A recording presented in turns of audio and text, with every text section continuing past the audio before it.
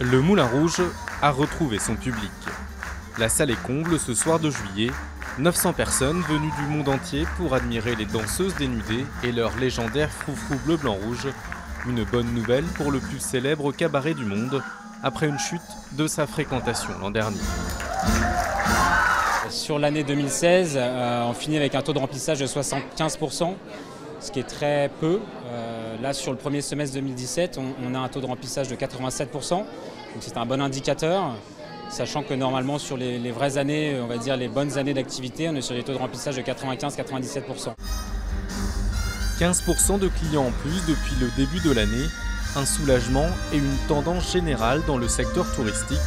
Près de 5 millions de réservations dans les hôtels de la capitale entre janvier et avril, c'est 4% de plus par rapport à l'an dernier.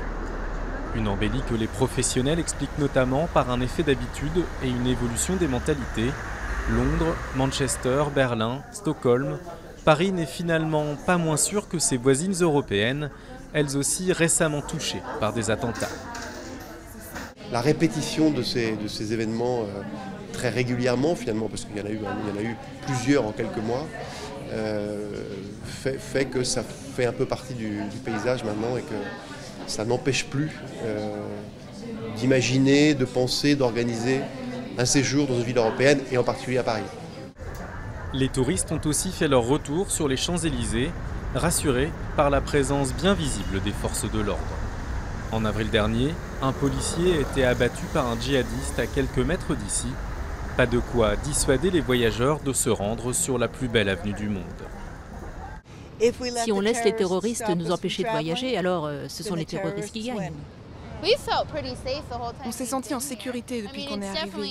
Bien sûr, on y pense forcément, mais qu'est-ce qu'on peut y faire? On ne va pas se cacher toute notre vie et arrêter de voyager. Parce que de toute façon, ça peut arriver n'importe où.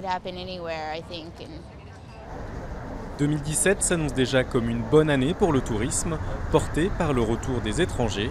Leur nombre a augmenté de 20% en ce début d'année, un chiffre historique. De quoi conforter l'objectif du gouvernement français d'atteindre 100 millions de visiteurs internationaux à l'horizon 2020.